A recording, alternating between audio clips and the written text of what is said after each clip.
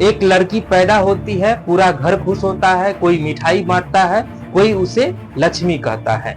लेकिन उसी घर में धीरे धीरे एक डर भी पैदा होने लगता है, दहेज का डर, शादी का डर, समाज का डर। और सबसे दर्दनाक बात जानते हैं क्या है? आज 2026 में भी कई जगहों पर बेटी की शादी रिश्ते कम सौदा ज्यादा लगती है।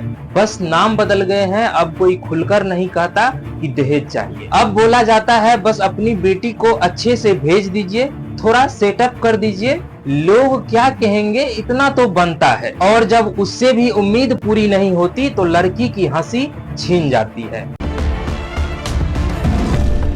नमस्कार दोस्तों, ग्रेटर नोएडा की दीपिका नागर और भोपाल की दिशा शर्मा की मौत ने पूरे देश को हिला कर रख दिया है। लेकिन सवाल सिर्फ इन दो मामलों का नहीं है, सवाल उस समाज से है जहां आज भी बेटी की कीमत लगाई जाती है। हम अक्सर सुनते हैं अब दहेज कौन लेता है, लेकिन सच क्या है? दहेज खत्म नहीं हुआ, बस उसका तरीका मॉडर्न हो गया है। आज लोग कैश खुलेआम नहीं मांगते, लेकिन इनडायरेक्टली सब तय होता है। कौन सी कार मिलेगी, कितना गोल्ड मिलेगा, वेडिंग सेटअप कितना बड़ा होगा। और सबसे डेंजरस बात, अब इसे नॉर्मल बना दिया गया है शगुन बोलकर। रिपोर्ट्स बताती है कि भारत में हर साल 1 करोड़ शादियां होती है और लगभग 90% शादियों में किसी न किसी रूप में दहेज का लेन देन होता है। यानी समाज मॉडर्न जरूर हुआ, लेकिन सोच अब भी वही पुरानी है। ग्रेटर नोएडा की दीपिका नागर के मामले में आरोप है कि शादी के बाद 50 लाख रुपए नगद और फॉर्च्यूनर कार की मांग की गई। अब जरा सोचिए, यहाँ बात गरीबी की नहीं थी,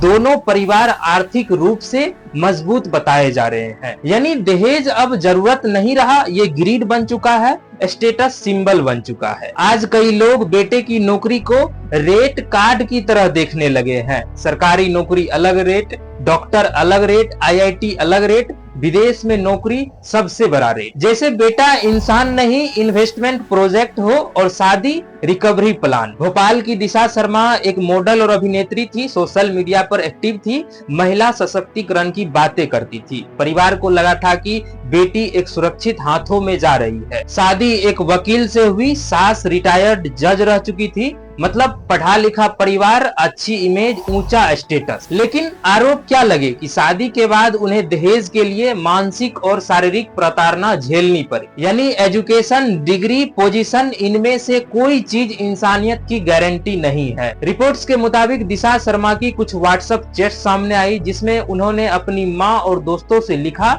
मैं इस रिश्ते में फंस चुकी हूँ, मुझे यहाँ से ले जा। अब सोचिए, एक लड़की बाहर से नॉर्मल दिख रही थी, लेकिन अंदर से मदद मांग रही थी। और यही इस समाज की सबसे डरावनी सच्चाई है।